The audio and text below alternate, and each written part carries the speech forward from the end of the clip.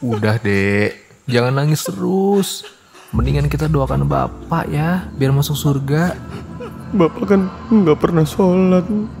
Memangnya bakal masuk surga ya kak?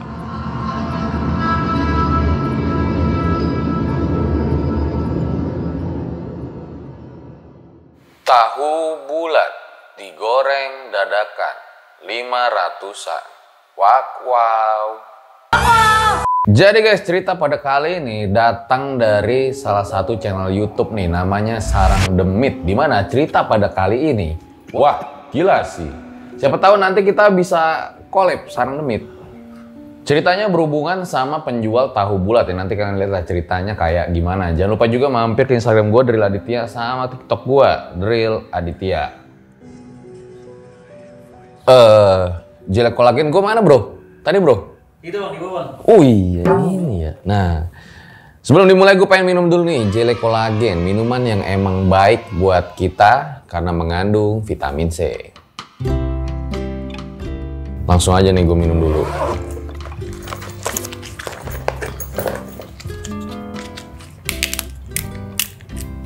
Bismillahirrahmanirrahim.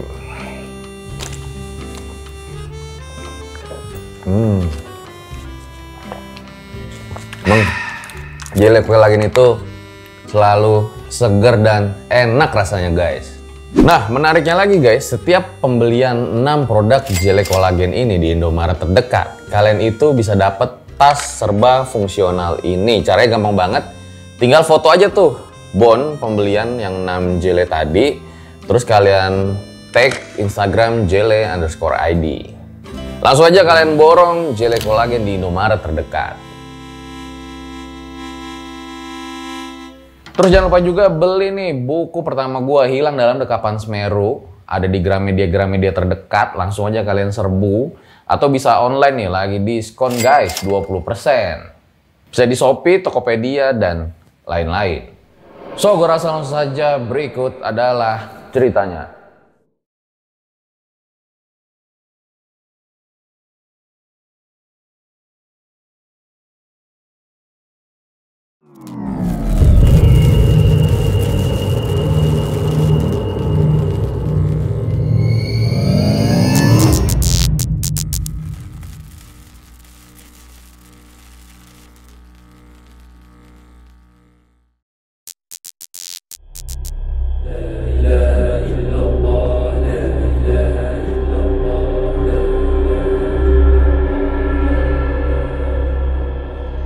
Pak Darto adalah seorang penjual tahu bulat keliling. Dia ini punya 2 anak laki-laki. Yang satu namanya Dennis, yang satu namanya Firhat. Si Dennis berumur 20 tahun, sementara si Firhat 17 tahun. Nah, Dennis ini harus putus sekolah. Dia tuh cuman lulusan SMP. Karena emang harus bantu bapaknya itu jualan tahu bulat keliling. Sedangkan Firhat, dia masih sekolah. Sayangnya Pak Darto ini nggak bisa lagi menjual tahu bulat karena meninggal dunia. Ia meninggal karena serangan jantung. Padahal tadinya tuh dia masih sehat walafiat. Kayak orangnya itu lincah dan juga ramah walaupun usianya udah 50 tahun. Jadi Pak Darto ini meninggal secara mendadak. Bismillahirrahmanirrahim. Ya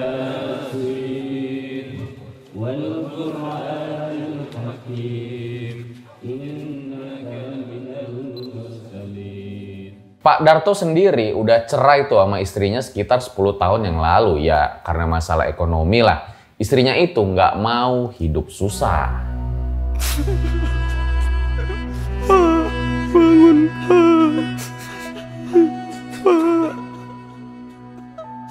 Dennis dan Firhat itu nangis terseduh-seduh ya ngelihat ayahnya itu udah terbujur kaku. Nah harusnya Dennis sama Firhat ini mengaji ya kayak yasinan gitu untuk bapaknya. Tapi masalahnya mereka berdua itu nggak pernah diajarin ngaji dan hal-hal yang berhubungan dengan agama sejak masih kecil.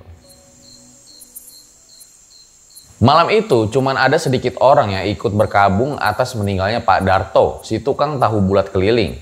Jasad Pak Darto sendiri dibaringkan di tengah rumah. Kain batik menutupi bagian tubuhnya, sedangkan kepalanya diikat dengan tali warna putih agar mulutnya tidak menganga. Gak lama kemudian, tetangga yang melayat pun pada pamit pulang tuh. Suasana kembali sepi karena cuma tersisa beberapa orang saja. Jenazah dari Pak Darto ini rencananya bakal dikuburin besok paginya tuh. Ya karena siapa coba yang mau nguburin orang malam-malam. Satu persatu tetangga ngasih amplop kepada Dennis. Nah rencananya uang itu bakal digunain untuk biaya penguburan besok. Malam semakin larut ya, Dennis itu langsung nutup pintu rumah karena emang menurut dia udah nggak ada lagi nih tetangga yang bakal ngelayat di malam ini.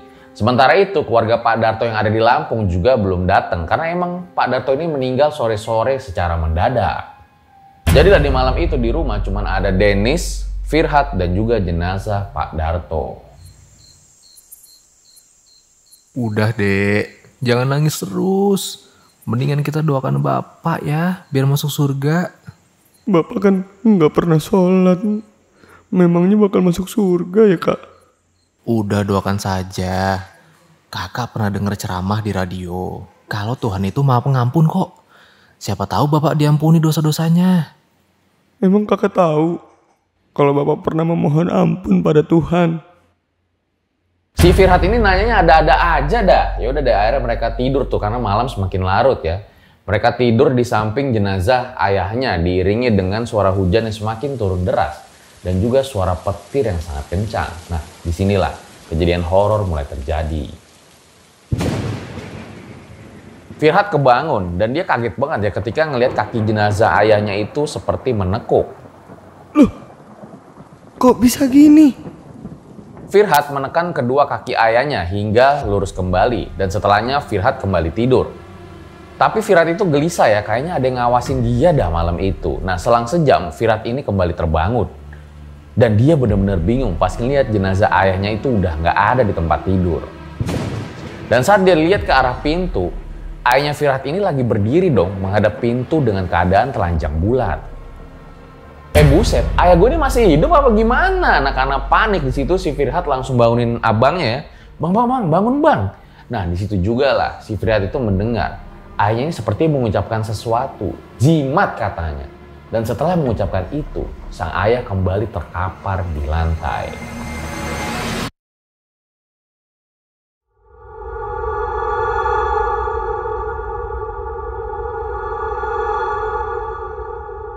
Dennis memberanikan diri tuh untuk mengecek kondisi dari ayahnya. Nah pas dicek ternyata nggak ada tuh tanda-tanda kehidupan dari sang ayah.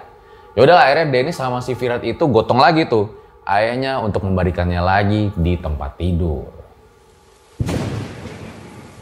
Hujan di luar malah semakin deras dan petir itu sering berkelebatan. Dennis termenung sejenak tuh. Dia jadi ingat kalau ayahnya itu emang sering bawa jimat setiap kali dagang tahu bulat. Jimat itu disimpan di dalam lemari ayahnya. Langsung aja lah si Dennis ambil dan nunjukin sama si Firhat. Firhat, kamu jangan takut. Mungkin tadi bapak mati suri, lalu sekarang mati lagi. Mungkin apa gara-gara jimat ini ya dek? Itu apa kak? Kayaknya jimat penglaris ayah deh. Sebaiknya apa kita bakar aja ya? Kakak takut gara-gara jimat ini nanti ayah tidak tenang. Dennis menenteng-nenteng tuh sebuah jimat yang berbentuk tali kain kafan. Nah di dalamnya itu kayak terdapat 2 kepingan uang logam 100 rupiah zaman dulu. Ada yang masih inget apa enggak? Dennis langsung pergi ke dapur, dia langsung bakar tuh jimat dari bapaknya. Nah sisanya tinggal 2 uang logam yang gosong tuh. Nah karena dia malas berurusan dengan hal-hal gaib, uang itu langsung dibuang tuh ke belakang halaman rumahnya. Karena emang sebetulnya menurut Dennis ya di otaknya nih, dagangan dia itu bisa laku bukan karena jimat, melainkan emang udah rezekinya aja.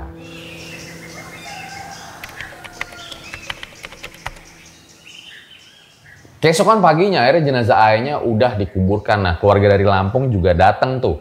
Mereka sempat nawarin tuh Dennis sama Firhat mau ikut apa enggak ke Lampung. Tapi Dennis dan Firhat itu menolak.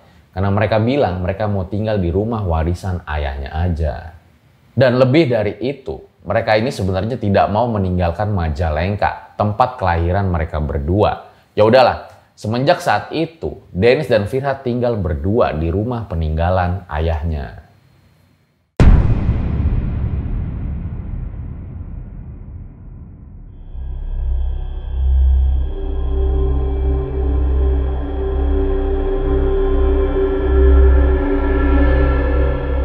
Hari-hari berlalu, rumah sekarang terasa sepi. Mereka berdua tuh kayak terpukul ya dengan kepergian sang ayah. Apalagi mereka berdua ini belum sempat membahagiakan orang tuanya. Makanya guys, jangan kualat sama orang tua. Meskipun mereka ini dilanda kesedihan, mereka ini harus putar otak ya. Karena kan mereka harus menghidupi kebutuhan-kebutuhan sehari mereka. Jadi untuk menutupi kebutuhan sehari-hari, Dennis ini akhirnya melanjutkan usaha dari bapaknya nih, jualan tahu bulat keliling. Sementara si Firhat yang masih sekolah, jadi waktu mereka tuh terbatas. Mereka bisa jual tahu bulat dari jam 2 siang sampai jam 10 malam. Luar biasa nih si Firhat, jadi abis sekolah dia langsung ikut kakaknya jualan tahu bulat. Mereka berjualan menggunakan mobil losbak.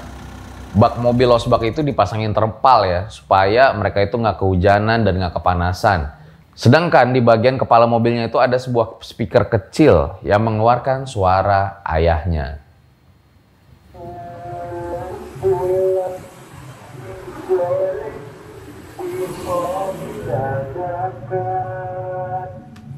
Suara itu bakal terus diulang-ulang ya, supaya pembeli itu tahu kalau ada tahu bulat yang lagi lewat. Nah si Dennis ini nyupir mobil tuh, sementara si Firhat ini yang goreng tahu tuh di bak belakang mobil sendirian. Nah sekitar jam 2:15 akhirnya mereka jalan tuh. Jalanlah tuh mereka. Volume dari speaker mobil juga dikencengin agar menarik daya pembeli. Nah di situ terdengarlah suara almarhum ayahnya yang mempromosikan tahu bulat. Jadi mereka ini berjualan dari kampung ke kampung dan untungnya pada hari itu dagangan mereka laris. Tapi emang karena belum habis, mereka ini semangat ya dan sampai keluar jalur untuk menjualnya. Maklum nih anak muda ambisius, jadi dia pengen itu menghabiskan stok dagangannya. Jadilah mereka pergi ke kampung yang belum pernah mereka lewati. Sekitar jam 9 malam dagangan mereka itu tinggal dikit lagi habis. Nah si Dennis ini tiba-tiba memberhentikan mobil lalu dia nengok ke belakang. Dek, kita lanjut ya. Tanggung kita habisin aja lah stok dagangan hari ini. Terserah kakak, aku mengikut aja. Dennis kembali melajukan mobilnya, sementara si Firhat kembali nyalain kompor dan menggoreng sisa stok tahu bulat. Speaker kembali dinyalain tuh. Terdengar lagi suara almarhum ayahnya mempromosikan tahu bulat.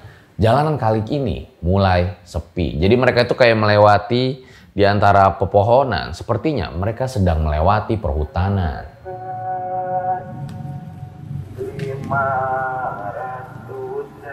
Bang, beli tahu bulat bang. Kak, berhenti tuh. Ada yang pengen beli tahu bulat. Dari kejauhan si Firhat itu ngeliat kayak ada anak kecil yang lagi lari tuh mengejar mobil mereka. Dennis ini sebenarnya sempat heran ya. Loh kok bisa ada anak kecil di tengah hutan kayak begini? Dan dari tadi tuh dia nggak ngeliat sama sekali ada anak kecil itu. Dan ketika anak kecil yang mendekat terlihat dengan jelas. Anak kecil itu memakai gaun warna putih dan menenteng sebuah boneka. Bang mau tahu bulatnya? Berapa dek? 5.000 bang, pedas ya. Oh iya bang, tadi di depan lagi ada pesta. Sebaiknya abang pulang aja. Ada pesta apa dek? Pernikahan. Setelah anak kecil itu pulang, si Firhat bilang dong sama abangnya, "Bang, kata anak kecil itu di depan ada pernikahan. Udahlah, mending kita pulang aja." Tapi Dennis itu nggak yakin ya sama omongan anak kecil tersebut. Ngapain sih kita dengerin omongan anak kecil? Dan disitulah terjadi perdebatan. Tanpa menghiraukan perkataan anak kecil, akhirnya Dennis jalan lagi itu. Nah, jalanan juga sangat sepi. Mereka belum sama sekali menemukan ada perkampungan. Yang mereka temuin malah ada pemakaman tuh di sekitar kiri dan kanan jalan yang tampak mengerikan kalau dilewati di malam hari. Firhat yang duduk di belakang sebenarnya udah mulai ketakutan karena dia juga nggak ngeliat ada orang gitu loh di jalanan ini. Nah, apalagi ketika dia melewati makam itu, dia melihat kayak ada rombongan-rombongan orang ya yang menatap Firhat itu seperti orang keheranan. Di situ si Firhat juga sempat mikir, ini orang lagi ziarah apa gimana? Ya udahlah si Firhat yang mulai takut langsung menundukkan kepalanya aja supaya nggak melihat kondisi jalanan. Gak lama kemudian dari depan mereka berdua itu ngedengar ada suara sayup-sayup keramaian. Wah udah mulai rame nih, ayo dong beli tahu bulat gua, pikir si Dennis pada saat itu. Volume speaker kembali dinaikkan tuh. Lagi-lagi terdengar suara almarhum ayah mereka yang mempromosikan tahu bulat digoreng dadakan Rp500. Semakin lama, si Dennis ini ngelihat di depan itu kayak ada cahaya dan sayup-sayup juga mulai kedengaran ada suara musik dangdut. Wah, kayaknya bener nih kata anak kecil itu kalau di depan ini ada pernikahan. Dan bentar aja, mereka sampai tuh di depannya ada pernikahan.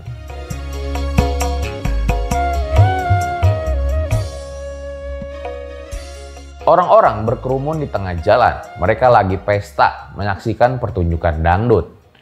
Mobil losbak Dennis terparkir di pinggir jalan. Suara promosi tahu bulat dari speaker membuat beberapa orang yang lagi asik nonton menghampiri pedagang tahu bulat itu. Satu persatu mereka membeli tahu bulat hingga akhirnya dagangan Dennis dan Firhat ini ludes. Mereka berdua sangat senang karena hari ini dapat keuntungan yang cukup besar. Ayo pulang kak, ayo kata si Dennis. Langsung dinyalain mobil. Tapi di situ perhatian dari Dennis ini kayak teralih ya. Ketika dia melihat ada seorang laki-laki nih di tengah kerumunan itu mirip dengan ayahnya. Dennis kaget dong. Loh siapa itu? Dia langsung keluar dari mobil sambil mendekat sama laki-laki yang mirip ayahnya. Dan pas diperhatiin ternyata itu benar-benar mirip ayah mereka. Orang tersebut lalu balikin badan dan berteriak ke arah Dennis dan Firhat. Pulang.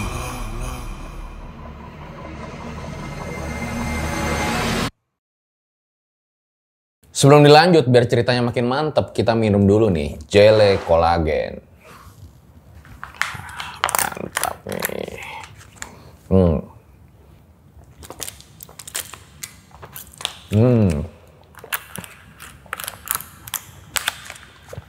Emang Jele Kolagen ini seger banget guys. Udah gitu ada logo BP POM sama MUI-nya lagi. Langsung aja kalian bisa beli di Indomaret terdekat.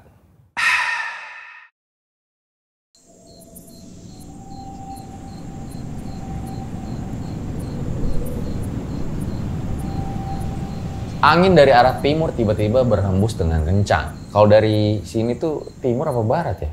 Pokoknya yang jelas anginnya itu kenceng nerbangin debu sama dedaunan. Langsung aja mereka berdua itu bergegas pergi. Dan anehnya lagi pas mereka lihat ke belakang ternyata keramaian musik dangdut itu tiba-tiba aja menghilang. Loh kok bisa hilang ya? Gue juga nggak tahu. Yang jelas jalan itu benar-benar sepi. Langsung mereka itu tancap gas melewati jalanan yang emang rusak. Mobil mereka tuh kayak terapung-apung gitu ya karena kan jalannya rusak. Dan mereka sama sekali tidak bertemu dengan satu kendaraan pun. Gak lama, secara ajaib speaker mobil mereka malah menyala. Namun yang terdengar bukanlah suara almarhum ayahnya, melainkan suara teriakan manusia seperti sedang disiksa. Dennis ketakutan, dia berusaha buat matiin speakernya dong, namun gak bisa. Walau udah dimatiin, tapi suara mengerikan itu tetap terdengar dari speaker mereka. Bahkan kini terdengar seperti suara orang minta tolong. Mereka berdua pun makin takut dan panik. Dennis yang jengkel, dia langsung tuh injak rem dan dia langsung naik ke atas untuk ngebuang speaker itu. Dibuang tuh speaker ke jalanan, tapi anehnya speaker itu masih nggak mati, masih ada suara minta tolong. Dennis kembali masuk ke mobilnya, dia melajukan mobil dengan cepat dan udah diingetin tuh sama adenya si Firhat, "Kak, jangan cepet-cepet dong ngendarin mobilnya." Tapi sayangnya walau udah ngebut, mereka itu sama sekali nggak nemu dong ada perkampungan di dalam hutan. Yang ada hanyalah pohon-pohon yang lebat di sepanjang jalan. Aduh, kita kok nggak nyampe-nyampe ya dek? Berdoa aja udah kak. Laju mobil mereka mulai ngendet-ngendet tuh dan nggak stabil gitulah. Ternyata ban mereka itu bocor. Apes banget dah jual tahu bulat pada kali ini. Ditambah lagi mereka itu nggak bawa ban serep sama sekali. Si Dennis bingung ya harus ngelakuin apa di tengah hutan kayak gini. Untungnya di dalam mobil itu mereka bawa senter, jadi si Firhat itu kayak nyenter-nyenter ke sekeliling mobil. Akhirnya si Dennis ini mikir, udahlah lebih baik kita keluar aja nih cari bantuan, siapa tahu ada orang di dalam hutan. Sementara adanya itu sebenarnya nggak mau ikutin saran dari Dennis. Tapi mau gimana lagi, akhirnya mobil mereka itu ditinggalin di pinggir jalan dan mereka pun mulai mencari bantuan. Nah, gak lama di situ Mereka melihat kayak ada sebuah papan petunjuk tentang nama desa dan juga ada jalan setapak. Kembali terjadi perdebatan tuh antara Dennis sama Firhat. Dennis ini udahlah kita masuk aja, siapa tahu ini ada kampung gitu loh. Tapi si Firhat ini masih ragu-ragu gitu loh. Kampung apa coba di tengah hutan kayak gini. Tapi ya akhirnya dipikir-pikir nggak ada salahnya juga. Siapa tahu ada orang di sana. Si Dennis jalan di depan, sementara si Firhat itu ada di belakang. Dan ketika mereka sampai tuh di perkampungan tersebut, hal yang tidak diduga terjadi. Kampung itu seperti kampung mati. Karena sama sekali nggak ada tuh lampu-lampu yang menyala dan juga tanda-tanda kehidupan di sana. Ya kayak kampung mati gitulah. Firhat nyorot senter tuh di sebuah rumah yang temboknya udah retak. Pintu rumah itu juga kayak kebuka, lantainya kotor, banyak dedaunan berserakan lah. Bener-bener kayak kampung mati menurutnya, yang nggak ada penduduknya. Kak, kita balik lagi aja. Kayaknya ada yang nggak beres nih dengan kampung ini. Udah, telusuri aja. Siapa tahu di sini masih ada penduduknya. Si Dennis ini instingnya tuh kurang bagus apa gimana? Yaudahlah akhirnya mereka jalan tuh menelusurin sekitar 30 menit. Mereka tuh ngeliat ada satu rumah yang menyala di antara rumah-rumah lain yang nggak ada lampunya. Senang dong mereka, siapa tahu orang ini tuh bisa bantuin mereka yang lagi kesusahan gitu loh. Diketok-ketok lah itu pintu, hingga keluar nih seorang bapak-bapak mungkin usianya sekitar 40-an. Menyamperin Dennis dan juga Firhat. Malam Pak, maaf ganggu waktu istirahatnya. Kami ini tersesat Pak. Mobil kami juga bannya bocor. Kalau boleh kami mau nginep semalam di rumah Bapak. Besok pagi kami akan cari bengkel buat benerin mobil ini. Kalian dari mana? Kok bisa sampai di sini? Kami pedagang tahu bulat Pak. Dan seperti yang saya bilang tadi, kami ini nyasar. Nama kalian siapa? Saya Dennis dan ini Firhat adik saya. Kau boleh tahu nama Bapak siapa ya? Panggil saya Mang Jamal. Saya satu-satunya penduduk yang masih tinggal di kampung ini. Ya udah, ayo masuk. Mereka duduk tuh di atas sofa yang lusuh di rumah Jamal. Jamal lalu ke dapur, dia bawa teko buat air minum sama gelas. Dia bilang tuh di rumah ini si Jamal itu emang tinggal sendirian, tapi dia nggak ngasih tahu apakah dia nggak menikah atau jangan-jangan istrinya sudah meninggal. Menurut si Dennis, Jamal ini rada misterius orangnya, dia tuh lebih banyak diem. Jadi si Dennis sama Firhat ini yang lebih banyak cerita yang mereka alamin di malam tersebut. Jadi Mang Jamal ini cuma dengerin doang, sesekali mengangguk-angguk gitu, dan gak menimpalin tuh pembicaraan dari Dennis dan juga Firhat. Nah karena malam semakin larut, akhirnya Mang Jamal itu mempersilahkan mereka berdua untuk tidur di kamar tamu. Kamar itu kelihatan rapih dan kasurnya juga sangat empuk terlihat. Dennis dan Firhat gak sabar tuh buat segera tidur di kasur itu karena mereka emang udah sangat lelah. Dan gak butuh waktu lama, mereka berdua pun tidur dengan sangat nyenyak. Keesokan paginya Firhat itu bangun duluan. Dia sangat kaget ya saat melihat sekelilingnya. Ruangan itu seketika tidak berpenghuni. Lantainya kotor, berdebu, banyak daun-daun kering. Atapnya juga bolong. Firhat langsung bangunin kakaknya tuh. Mereka berdua keheranan. Padahal semalam rumah itu sangat rapih dan ada penghuninya. Loh kok berubah? Kemana itu Mang Jamal? Jangan-jangan dia hantu lagi. Si Dennis pergi tuh ke belakang halaman rumah. Dia nyari-nyari Mang Jamal tapi nggak ketemu. Yang ditemuin malah ada sebuah kuburan. Di mana batu nisannya itu bertuliskan Jamal bin Komar. Entahlah sebuah kebetulan atau tidak. Langsung aja mereka takut tuh kabur dari kampung mati tersebut. Untungnya mereka itu ketemu sama pedagang sayur keliling yang bawa mobil losbak juga. Mereka berhasil diselamatkan. Itulah sekelumit cerita tentang pengalaman horor pedagang tahu bulat.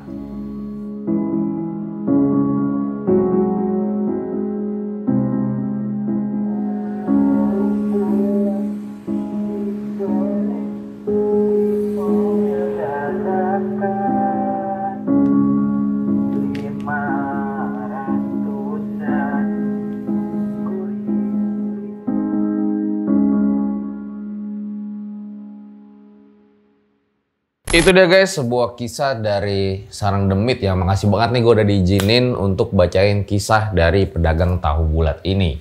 Gue mau Siapa yang setuju kalau gue sama Sarang Demit ini collab nantinya? Boleh banget dong, 2000 komen di bawah, nanti bakal gue lihat komen kalian apa. Ya itulah guys, kalau menurut gue, kita itu tidak boleh meremehkan, merendahkan profesi apapun ya, karena kita tidak pernah tahu perjuangan mereka seperti apa. Kurasa cukup demikian ya episode pada kali ini. Ambil baiknya, buang buruknya. Dengan adanya kisah-kisah seperti ini jangan malah menjadikan kalian takut, akan tetapi kalian semakin yakin dan percaya dengan kebesarannya. Gue Fajar Ditya, RJ5 undur diri. Ciao.